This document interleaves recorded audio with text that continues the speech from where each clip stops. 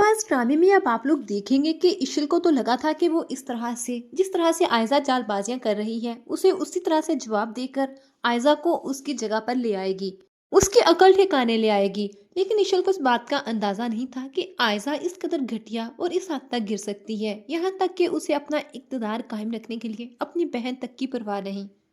वो तो अपनी बहन तक का घर खराब कर सकती है, क्योंकि अब शायान भी वापस आ चुका है और शायान फिर से आयजा, इशल, अनाया सबको ब्लैकमेल करना शुरू कर देगा, क्योंकि वो अपनी खसलत से बाज आने वाला नहीं। और अब आयजा अपनी इसी कमजोरी को ताकत बना लेगी।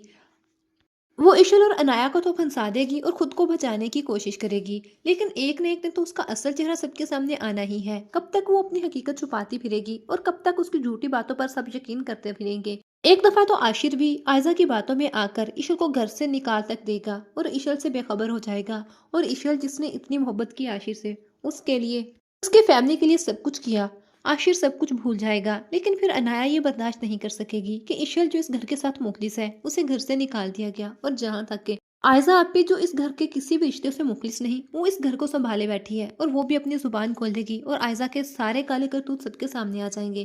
फिर आयजा का बाप जो आज तक अनाया को गलत समझता रहा, उससे नफरत करता रहा, वो अनाया को तो माफ कर देगा, लेकिन फिर इस आयजा से ही नफरत करेगा जो खुद को सबकी लाडली समझ बैठी थी। आप लोगों को ये ड्रामा कैसा लग रहा है? किसकी एक्टिंग सबसे ज्यादा अच्छी लग रही है?